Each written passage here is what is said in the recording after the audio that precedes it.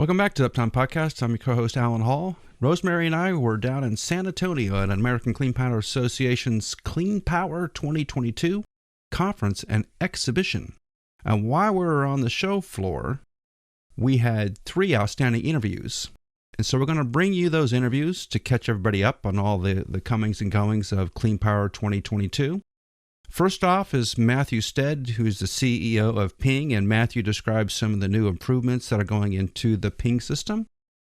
Our next guest is Kenneth Carter. He's the editor of Wind Systems magazine, and he provides us some insights on all the comings and goings on the show floor that week. And then last but not least is Nicholas Guadern, the Chief Technical Officer of PowerCurve. And PowerCurve has been working with SkySpecs on a new system to look at the damage to a blade, a leading edge erosion, those kind of pieces of damage, and to determine what the AEP loss would be from bugs, dirt, debris, leading edge erosion, blade damage. They all have an influence on AEP. And instead of just guessing at it, now Nicholas and the team at PowerCurve are actually going to take those drone scans and combine it with all the knowledge they have of blades and be able to predict what the AEP loss is, and is it enough to really matter? Do you need to fix it or just let it go? That's a really good addition to the technical knowledge of blades. So these 3 interviews are really interesting. It's worth the time to sit through all 3. They're about 15 minutes each. So as we recover from Cleanpower 2022, you can relax and enjoy some really good guests on the Uptime Podcast.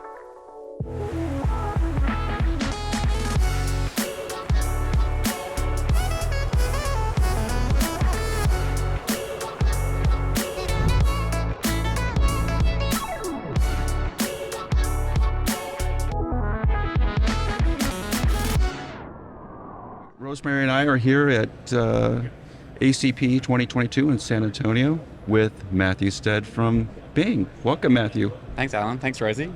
Thank you. The Australians are outnumbering you today.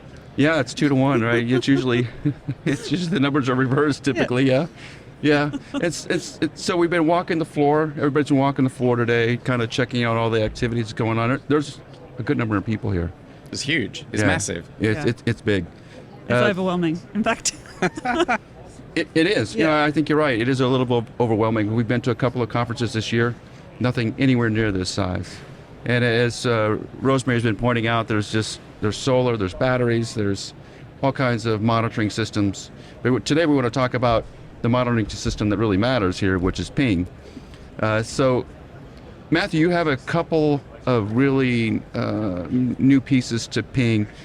Plus, there's been some news on deployments. You want to tell us about some of the new developments you have? Yeah, thanks, Alan.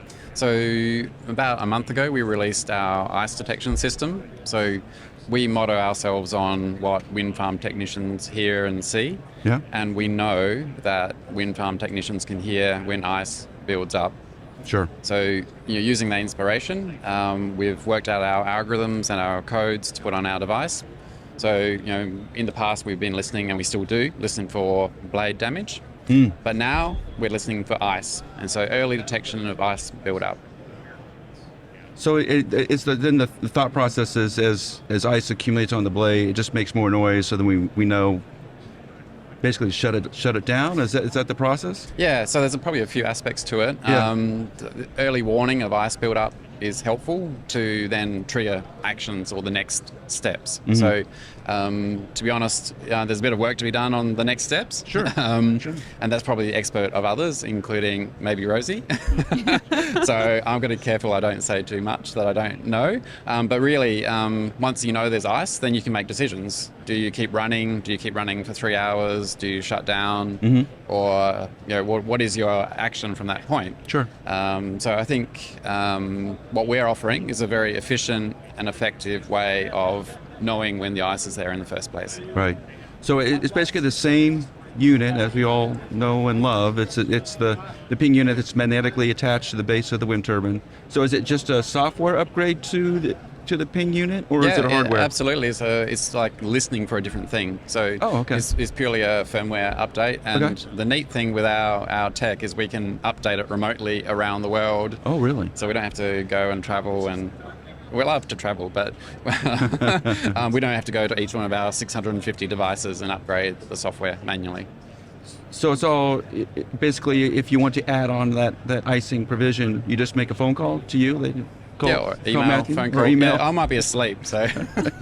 That's the way we're working it up. We're planning for the Northern Hemisphere winter that's coming up. I think everyone's just getting a hang of summer, so I don't want to talk about winter too much. But yeah, that's what we're working towards. Yeah, I think it's really interesting because obviously, I worked on de-icing for nearly 5 years when I was at LM Wind Power and worked with a lot of ice detection sensors.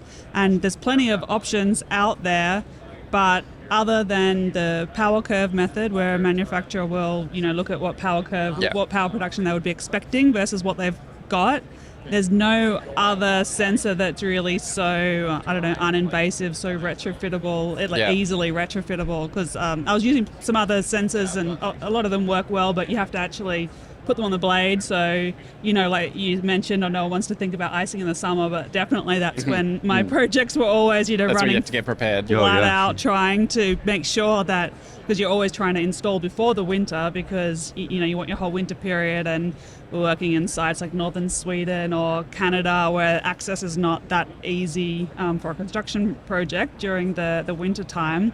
So, you've got to make sure you've thought of everything before the project gets installed, whereas this is another kind of sensor that you can install after the fact. If you want to. It just goes on the tower, right? Exactly. Yeah, and I think to use it in combination, like none of the ice detection methods are enough on their own. They've all got pluses and minuses.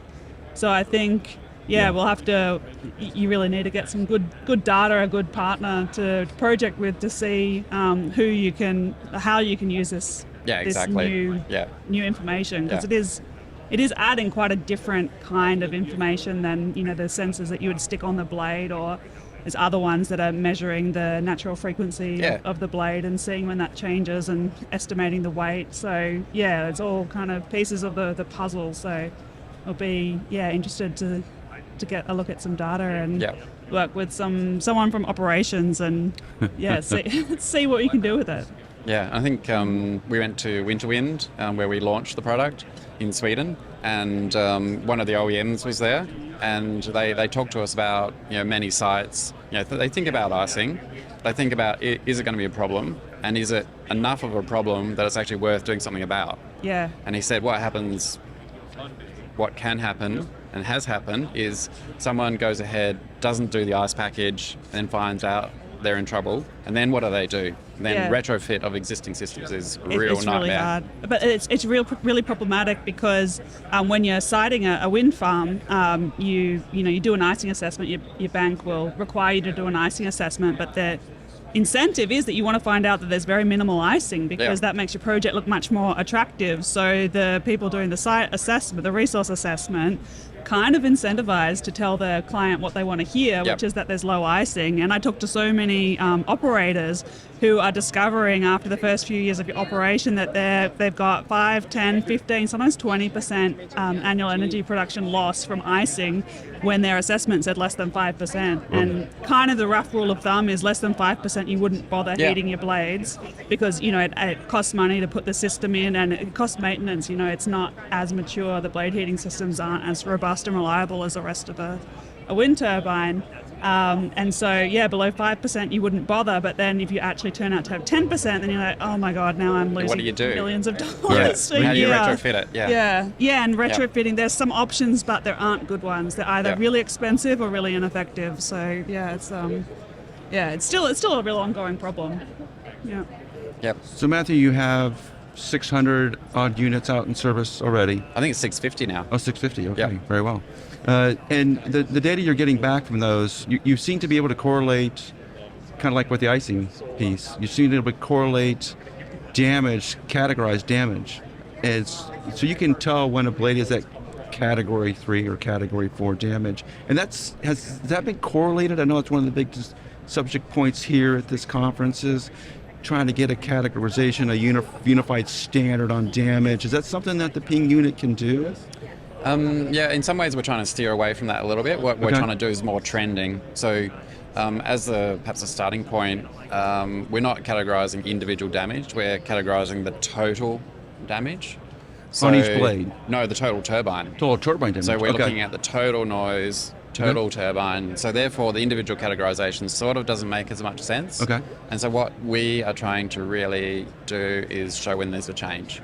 So if everything's static, well, actually, is anything changing? Do you need to do anything? Right. It's really only when things are changing that you need to start thinking about, how fast is it changing? What's changing? What is the damage? So I think rather than trying to have an absolute accuracy, we're actually trying to be better at long-term trending over 6 months, 12 months, 18 months. That's really what we see our key strength as. Yeah. So what's the feedback you're getting from the field? What are the things that your customers love about Ping? Ease of installation. Well, yeah, that's obvious. I think my daughter could install it if she wanted to. In fact, she's done some testing, unpaid. Sorry. How old is she? 17. Okay. Is that legal in Australia? Yeah. Okay. My first job at 15, I think. Yeah. So it's all legal. It's all good. So ease of installation is one of the key things. Yeah. The next thing is knowing what's going on between visual inspections. That's what they really love, is really, rather than just sort of flying blind throughout the year or every other year or whatever the time period is. Right. And the next thing is really honing the inspections to the turbines that need it. Not all turbines have damage on their blades, so do you need to put as much effort into those, or do you put your efforts into the ones that are more damaged? So I think they're the sort of three key things that people love. Wow. Okay. And so what are the next developments? I know you've been working on the icing piece for a number of months. Yeah. What are some of the future projects, or can you tell us? Can you give us a little insight on some of the new things that are coming? Yeah, actually, perhaps so we were first inspired 9 years ago to do the acoustic monitoring of damage. Right. We were first inspired to do ice detection 4 years ago. Oh, wow. Okay. So it's actually been a long-term project that we've been working on. And I can also say that we've been inspired by someone called Alan to measure when a tower's been struck by lightning. I think it's a good idea. It's just my opinion, but I think it's a great idea. So we were already... Towers getting struck, you mean when a... Turbine. When a turbine gets struck. you hear the actual event or you hear the effect of it? No, we're going to switch from acoustics to magnetic fields. So currents create a magnetic field, we're going to sense the magnetic field. Okay. So if you know when a lightning strike occurred, you can find out all the parameters. There's many monitoring sites that actually measure lightning strikes across the U.S., across the world actually. Okay. So you can get all the parameters. You can tell them roughly where the strike occurred, which you know because the turbines are moving. Timestamp. And a timestamp. If you provide the timestamp, they can provide the rest of the data. And then you'll be able to say how like the magnitude of the strike. No. No, we're just going to give a timestamp. Oh, okay. And then you can call Vaisala, or I forget how they pronounce her name, Vaisala, that they can provide the data. There's a number of actual sources for that, but they can provide all the data. They can tell you peak current, energy, specific energy, all the lingo around lightning. How do they do that? They have monitors. They have their ways. Well, they do. It's just sort of top secret. It's kind of derived out of the nuclear industry. But essentially, they have a bunch of monitors. But you mean they're monitoring the whole globe for the... And the globe, yeah. Right, okay. Yeah. And I don't know about Australia, but I can tell you, at least in the United States. That's why we're here. Well, yeah. Yeah. No, but it is... I mean, I know it's a problem. I moved back to Australia about, nearly a year and a half ago now, and lightning is one of the things that people talk about a lot in Australia. Yeah. I don't know if the lightning is like worse bigger, or it's kind of like Texas, bigger, right? or bigger. Yeah, I know Japan. I've always heard Japan. Massive. You can't just put a normal turbines lightning protection system in Japan and think everything's going to be just fine. So I don't know. Maybe Australia's like that, but definitely lots of people are talking about lightning, complaining about lightning, not quite sure what's going on because they thought there was a lightning protection system, but they keep on having blades damaged by it. And then, when someone like me comes in and tries to help, be an intermediary in the root cause analysis process so that the owner can understand what the manufacturer is doing on the operators. And, people don't have their lightning cards installed, or the Oh, you know, like gosh, yeah, lightning there's cards. always questions. Well, we don't actually know. We don't actually know if there Much was a about- strike or how big it was or Yeah. anything, and then the squabble over who pays is very challenging when you don't have Yeah. that information. So, yeah, it seems like That's why Australia is the right market. Yeah, the timestamp is important. Yeah. So Right. knowing what's happening. And the lightning card doesn't give you a timestamp. And a lot of times on some of the blades that get damaged, the lightning card seems to disappear magically. Yeah, So, yeah, very, very often. right? Am I right about that? Yeah. I mean, I It's can't tell you never the number of there. times of the last year where they've had a big damaging lightning strike. They went to go pull the card doesn't exist. Okay. So we're starting off from ground zero again. Can you tell me when the Yeah. lightning strike occurred? In the last week. Well, that makes it hard. Yeah. Right. Also, I was speaking to someone here today around insurance, and they were able to confirm to me that some sites are not able to be insured for lightning damage on blades. Yeah. because The premium is so high. because they're so risks- frequent there. The risks or, are so Risks. high. Yeah, Yeah. So I think this is a really, obviously, a big challenge for the industry. Yeah, Yeah. it is. And the thing we're missing is data on turbines. yeah. We have the sort of global lightning detection network, but what we're missing is the specifics Yep. on each blade. If we know the times, we can really correlate. And it's actionable data, I mean, for the OEMs too, because that loop should feed back into them. These are the kind of lightning strikes you're seeing. This is the repetitiveness of it. This is the wind turbines are in Kansas or in Australia. This is the frequency. All those variables, we just don't have the data set really Yep. figured out yet. And particularly as the turbines get taller, it's going to change dramatically. Yep. So it's good action on your side, and I know Ping is growing, and it seems like you're hiring pretty quickly right now. I've been watching a lot of the companies at the ACP this week. There's a lot of hiring going on in wind energy and renewables, right? Absolutely. Yeah, it's great. So you're looking for, who are you looking for right now? Well, we've actually just got 4 people onboarding right now. There you go. You know, Okay. 3 just joined us. Another one's joining us in a couple of weeks. So, Wow. yeah. So it's been So great. Ping's growing. Yeah, absolutely. Fantastic. Yeah. Wow. Well, Matthew, it's great to have you here. It's actually great to see you in person. Yes, it's great to be here Bye. and meet you, both of you in person as Yeah, well. it's funny. We should have met already by now, but we haven't. So not in person. To travel around the world. I actually met someone from Melbourne for the first time. So here. Oh, really? Yeah. Oh, wow. There you go. Thank you. yeah, it's thank great you. to be here. Yeah, great- Thank you great so to much, have you. Alan. Thanks, Rosemary. Yeah, thanks. Lightning is an act of God, but lightning damage is not. Actually, it's very predictable and very preventable. Strike Tape is a lightning protection system upgrade for wind turbines made by WeatherGuard. It dramatically improves the effectiveness of the factory LPS so you can stop worrying about lightning damage. Visit weatherguardwind.com to learn more, read a case study, and schedule a call today. All right, we're here with Kenneth Carter, editor of Wind Systems magazine. Kenneth, we know one another because you've actually published some articles about lightning protection, Right. which is super cool. But we're down at ACP 2022. We're down in San Antonio, and we're a site that publicizes a lot of news articles and tries to get really deep into it. But you're way deeper than we are. And- Maybe. yeah, you're knee deep in it, right? So the wind industry's changing. It's evolving very quickly now because of this push by the administration to put more wind out. Right. What are some of the things you're seeing, because you're seeing sort of the whole picture? Well, I'm seeing a really push for offshore wind, Yeah. and that's what everybody's buzzing everywhere is talking about, offshore wind. Yeah. And I just learned today that they're also pushing for offshore wind in the Gulf, which I did Yeah. not know was a big thing until today.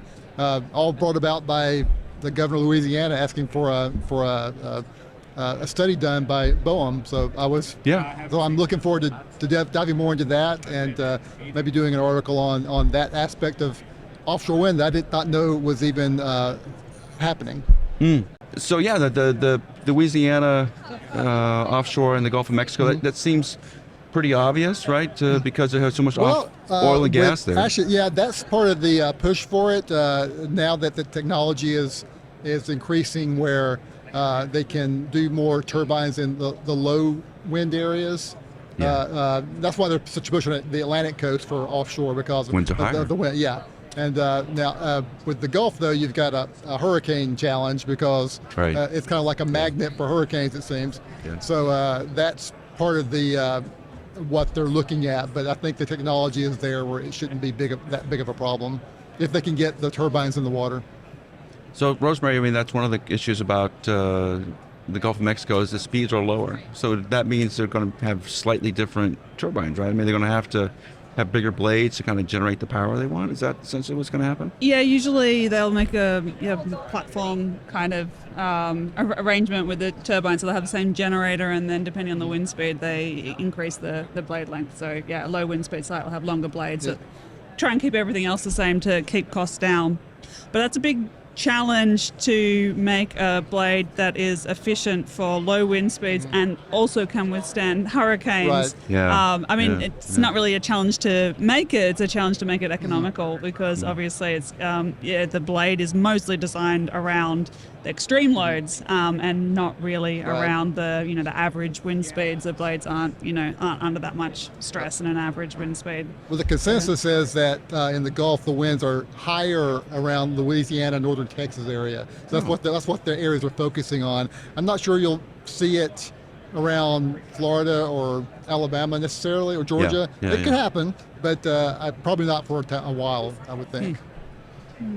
So with this push towards offshore, what are some of the issues you're seeing so far? I know there's a lot of offshore where we are, but Massachusetts, New York's getting a lot of wind turbines installed. We already have Block Island up and running. Right. There seems to be sort of two challenges from what we're seeing. One is the OEMs are kind of struggling because of the cost, and the second is they're getting pushed to put a lot of wind turbines up, but there's a competing nature there that they can't seem to find a good balance on. Right. What are you hearing on the floor here today? Like, where do people think that wind is going? And they're definitely pushing it for the Atlantic side because the continental shelf is easier to put, put those turbines in the water. Yeah. You're looking at West Coast, you've got a much quicker drop off. So you're going to have to deal with floating wind turbine, which is a whole new technology. It's still developing. I think it's going to be really cool once it gets off the ground, or out of the water, that is. And and there's lots of research going on in that area. They've already leased a lot of the area off the Atlantic coast, so it's just waiting for final approvals, which is a bunch of red tape. But you're going to see, because the goals are just crazy for by 2030, I guess, what is it? I can't remember the exact number. 30 gigawatts by 2030, yes. And but the strides they've made since then is pretty impressive. So I think they can do it if everyone can get on board and get all their ducks in a row, as it were, and get it moving. Yeah, it's part of that sort of 30 per 30 goal realizable at the moment. I see kind of conflicting articles. Like, a lot of projects are not going to happen until later. They're bringing in brand new technology, and the wind turbines are brand new. They've never been tried anywhere in the world. So we're just doing basically clean sheet. Well, there's a lot of European models that they're basing that on. Sure. So because Europe has a lot of experience with offshore. Yeah. And so they're bringing a lot of the expertise in to help with that. The thing that I see happening, I think, well, of course, COVID also kept us kind of, flattened the curve of the growth. I think I was in a seminar this morning talking about how 2020 and 2021 growth was kind of the same, which is what they don't want. Right. But they see 2022 kind of pushing it back up again. But there's still a lot of COVID fears out there with the supply chain. It's messed up stuff. It's all a big chain reaction that they're going to have to deal with before they can get things really smooth and operating and becoming moving up. Yeah. And do you see all the growth in offshore, or are people still developing onshore? They're still doing onshore. There's still a lot of land in the U.S. that's plenty of, because Texas is a perfect example. I think Iowa's, their growth is amazing. So yeah, you're still going to see a lot of onshore stuff. Offshore is not going to be the end of it. Because there's so much land that's available that is perfect for wind. Yeah, and what constraints do you see in onshore wind rolling out as fast as people would mainly like? Policy. I mean, you've got to go into these areas and talk to the people who live there and say, hey, this is a good thing. And that's what I see more happening, because a lot of people don't realize these, when you build a wind farm in these areas, well, that income coming into the wind farm is going out to that community, funding schools, funding other economic growth. Yeah, so very it's, true. and that word needs to get out. A lot of people say they don't like the eyesore. I personally think they're really cool. I don't understand why. I mean, you're okay with these cell towers, but you don't like the wind towers. What's the difference? Yeah, And I think they're much more majestic looking personally. But yeah, I think that's going to be a big driver to get, especially in rural areas, because you've got some misinformation out there about it that needs to be dealt with. But it really is, it's a job maker. It's an economic boom for the town. I mean, it's a win-win in my opinion. And we've seen a lot of repowering going on. Yes. It's down in Texas, because Texas has been in the wind business long enough now. Yeah. They're starting to repower those existing sites, so they know they have good wind. Yeah, well, 20 years is the average lifespan of a wind turbine. Right. And the technology has just advanced so much in the last 2 decades alone that you can do this, make the same amount of power with a fraction of the wind turbines they had in the past. Right. So it's great because they're bigger and larger, and they're just more efficient because they've learned from all those decades of experience with that. And I assume that those early wind farms were, the first place that you put a wind farm is in the very best site that you can find. So they're probably those 20-year-old wind farms are very appealing, the resource that's there. Yeah, I remember 20 years ago just driving through Palm Springs area and just seeing just the landscapes dotted with wind turbines. It's the coolest thing I ever saw. So I think it's, but those are like hundreds that they could probably power the same area for half the turbines that are there now. And Kenneth, one of the things, other pieces we're seeing is these power purchase agreements. That's huge. Right, it is. They're massive, and it's the big names, Amazons, Googles, Facebooks that are going after that. Is that growth just going to continue? Because I think so. It's like they're doubling down almost. Like Amazon's like really doubling down on renewables. They're really seeing the PR advantage of really. Yes, it's PR, but it's also it's a good thing. I mean, it's it's positive, right? Walmart has a huge PP, and so they've done a lot of stuff with Cleanpower. Yeah, so I think it's just going to increase because more companies say, hey, this is a good image for our company, but it's also good for the environment and good for us too. So yeah, I think it's a little bit more than PR. I see consumers are demanding it. They won't buy stuff from Amazon unless they know that it's a zero emissions delivery. That's true. And I think that an argument that people have a lot is that about individual action. Is that the solution to climate change, or is it pointless to do anything on an individual scale? And I tend to think that that's one of the big things that individuals can do is, support companies that are using renewable energy. And I think we've had clean energy PPAs in the past, and now I think we're starting to see not just 100% renewables, kind of on average, but these 24/7 renewables where every hour of the day it's, guaranteed clean energy, which is a much harder problem. Obviously, you need to add storage and, get a lot more smart about it. I see that making a big change in companies that are taking on that challenge, like Amazon and Google is doing a lot. They're solving some big technical problems that aren't quite cost effective for government to do overall. It adds a bit more cost, and so when people say to me, does individual action matter? I think that's one place where it really can get those companies that are making these huge profits, get them to play their part in the energy transition at the same time. Well, that's right. Especially during the previous administration, you had companies and state-driven renewable efforts that were really taking over what the federal government was kind of relaxed on for a couple of years. I think now with all three of those combined with the federal government having some renewable goals, I think it's going to fast track a lot of stuff. I'm hoping anyway. So what is new at Wind Systems Magazine?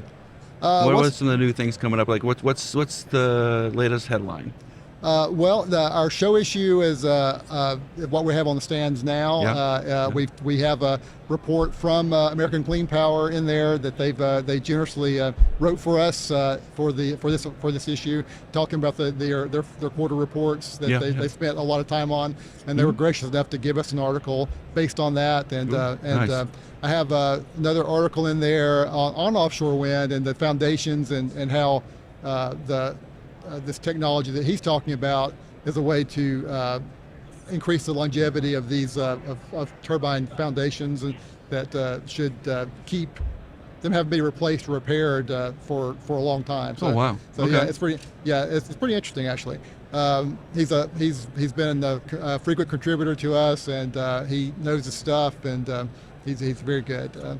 But yeah, that's why I read Wind Systems magazine. It has kind of a good highlight of what's happening out there, but also some technical articles. Yeah, the technology stuff is my personal favorite. So when I came on as editor 6 years ago, I was like, oh, let's do some more tech stuff, because I really like that kind of stuff. And innovation, because it's such a big part of the industry that sometimes gets looked over in favor of policy or in favor of maintenance issue, which is important, but I like to make sure people see, okay, this is what's happening now, this is what's going to happen next, hopefully. So that's my goal. So yeah, that's kind of what we're working on now. That's what people can read now. So. And your online presence? We have an online presence. We have a website that you can access all of our articles from the past 12 years that we've been publishing. And they're good for reference articles. A lot of people go through there to look at stuff that we've published 8, 9, 10 years ago that still has some relevance today, so which I like. But yeah, so everything is posted, and we also have archives of the actual digital issues were there. So if you want to look at it like a magazine, it's there for you to look at like a magazine. That's nice. That's nice. Well, hey, Kenneth, it's just been great to have you on the show here. Well, thank you. And I'll continue to read Wind Systems magazine, obviously, and Rosemary will too. So we look forward to the new episodes going to come out, and appreciate you coming on to the program. Thanks so much. I appreciate you having me. I hope I was able to enlighten you a little bit. Ping Monitor is a continuous blade monitoring system which allows wind farm operators to stay ahead of maintenance. Wind techs can often hear damaged blades from the ground, but they can't continuously monitor all the turbines. They also can't calculate how bad the damage is or how fast it's propagating based on sound, but Ping can. Ping's acoustic system is being used on over 600 turbines worldwide. It allows operators to discover damage before it gets expensive and prioritize maintenance needs across their fleet, and it pays for itself the first time it identifies serious damage or saves you from doing an unnecessary visual inspection. Stop flying blind out there. Get Ping's ears on your turbines. Learn more at pingmonitor.co. We have Nicholas Guadern here from Power Curve, and Nicholas has been doing some presentations with SkySpecs. They're working together. Yeah, we are working together very closely. Yes, in a collaborative fashion. Yes. Yes. So would you like to describe what you've been working on? Yeah, absolutely. So today's been really exciting because we've been launching this new partnership that we have between Power Curve and SkySpecs, and the whole premise is about making more use of this vast amount of data that SkySpecs is gathering on all their inspections. So they're flying a drone around a turbine, they're collecting thousands of images, and this is all being categorized for all of the structural defects and any of anomalies with the blade surface, like cracks, dirt, bugs, erosion. And that's great, but it doesn't tell you anything about the aerodynamic performance of the blade. Right. So you may want to try to make a decision on how to repair a blade on structural categorization. But if all your blades basically look the same structurally, the question is, well, which should I fix first, and why? What might I gain? Sure. So what we've done is we've created this this extra use for the data, where we do an aerodynamic analysis based on all of the structural categorization that's been done. Ooh. So every single damage that has been captured on the blade and tagged by their experts and their AI system, we actually have a transfer function where we're converting that to an aerodynamic penalty score. So we have this loss factor, let's call it, for every defect that we find on a blade. So we can combine that with a nice detailed aero model of the blade, and we can then calculate what the losses might be. So is it like a database of, a crack of this length, or maybe not a crack, but, like a blob of this size means a knockdown of X percent? Exactly. So if you have like a certain depth of erosion or a certain size of erosion, we can make a penalty score for that. And those penalty scores come from a variety of different things. They come from like a wind tunnel data library of understanding, how those defects affect performance. comes from CFD simulation, and it comes from all the field experience we have from working out there. But it all hinges around having a model of the turbine. So we actually go out into the field, we laser scan a blade if we need to, if we don't have the geometry, and then we have the 3D surface. So from that we can carry out a CFD simulation or a blade element momentum simulation. Any of these really interesting aerodynamic techniques we can apply because we know the real geometry, and then we can look at before and after. Yeah. What does the blade do now? What might it do if we map this damage onto it? And we do that for everything that's on the blade. So it might be 150 damages tagged, we'll map everything onto the blade and look at the impact. So then is there like a scale that comes out? So if you give an AP number, an AP loss number. Oh. So for every turbine you will see this is what the calculation says you are losing. Okay. And the more data you have, the better. So every time you fly around the turbine with a drone, you can update your calculation to say, well, how's it changed? How's it evolved over time? So in a sense, then you're gathering a sort of a momentous database of leading edge erosion visualizations, Yep. correlating that to aerodynamics, to an AEP. So in a sense, will you be able to look at trends then? You'll be able to like do predictive trends. Like if we're going to put a wind turbine in Texas, for example, you will have some data that says, well, in Texas, typically it takes 2 years before you really care, or 5 years before you really care, and this is the time you would want to repair it. And the more data you have, obviously, the better that prediction will be. So if you have, a flyby every 6 months and you can see how things are evolving, you can then start to maybe draw some conclusions. Do we have some really good geographical correlations that we can kind of link to certain parts of the country? Are we seeing certain blade types or certain manufacturers are seeing erosion evolve in a different way? Because even if you have two blades that are the same length on the same site that have been maintained in the same way, they'll probably have different AEP losses. And that's because they're all unique products. They're kind of handcrafted products. So I wanted to ask, so you're doing your 3D scanning blades. How similar, a blade that should be exactly the same as, all the other ones that are the same blade type. How similar are they actually? Because I know, I've spent a lot of time in wind turbine factories, and the leading edge is hand finished, and so are they all similar enough that the exact same aerodynamic model works for all of them? Yes, from what we've seen, yes. There may be some small variations, but compared to the damage the erosion does to the profiles, then it's fairly insignificant. Oh, okay. So if we see from a certain factory, if we scan a blade and there's some significant change in the leading edge shape, then we can account for it. But we haven't actually seen that yet. Typically, they're all close enough that the same model for the same turbine just is applicable. Okay, and how long does it take to 3D scan a blade? Typically, we do it within a day. Okay.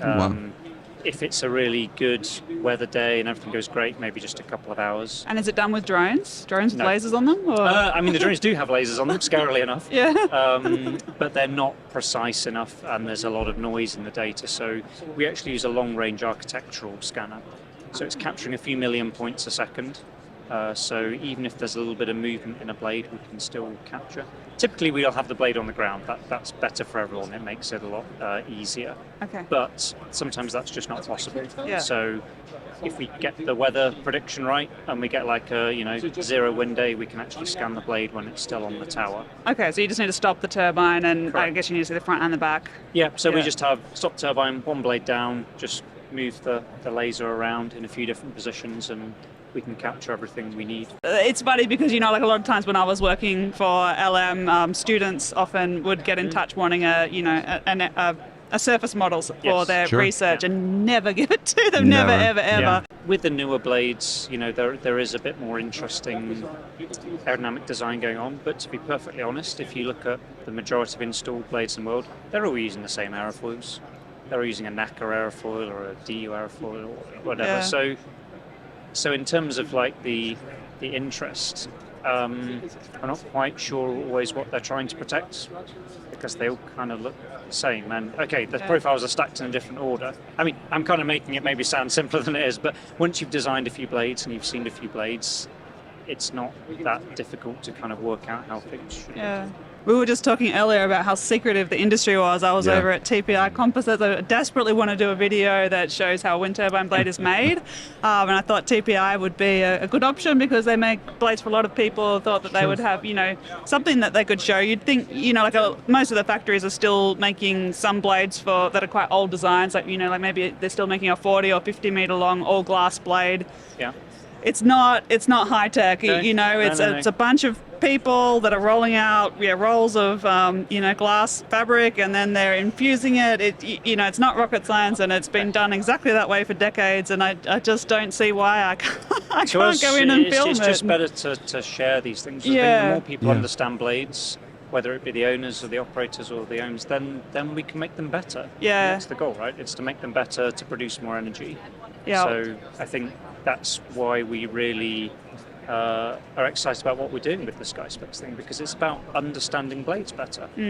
How can you improve them? How can you maintain them in a way that will give you more energy? So we're not trying to knock down particular OEMs if they've got worse performance than others. With that, it's not about that. It's about the operator getting the most out of their assets, and to do that, you need a nice model of a turbine, and that's something that we're able to deliver.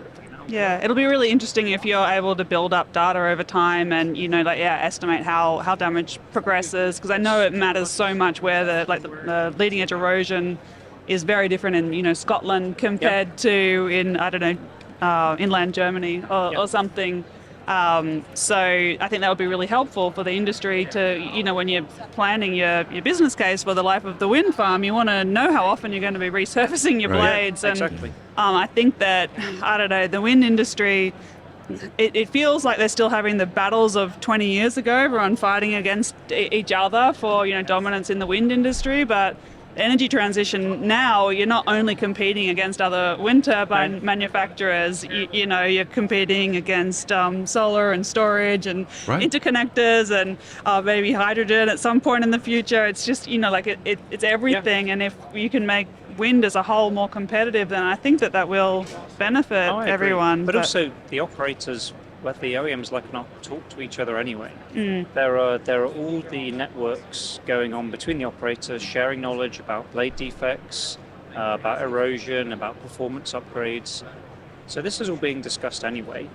So we're just contributing to that knowledge base. PowerCurve, we give out webinars to whoever wants them on blade technology, blade aerodynamic design, because it just helps people understand and make better decisions. It's nothing secret.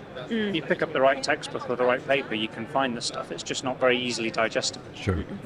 So we're very keen on knowledge sharing. We just think it helps everyone make better decisions. So you just announced the new technology today at the convention. When is it available to the masses? So you can come and talk to us now. So the service exists. It doesn't exist in a way you can just tick a box and order it, because it needs to be bespoke to the customer. We need to make sure we understand the customer's needs and how it fits in with how they use the Horizon system today. So, but no, you can come and talk to us now. We've already done some pretty big pilot projects with different customers. Wow. So some of the results I've presented today, they were from a live project where we've gone and done this. So yeah, it's really exciting. So if you have SkySpecs data already in the Horizon system, can you utilize that data now to do this analysis, or do you need to do fresh data? No. It's you can use the existing data. So that's the nice thing with the system. So if you've got inspection data going 5 years back, we can give you 5 years worth of calculations. Whoa. To see how things may have changed in that time. So no new flybys should be required unless there was some issue, but I don't see why that would be.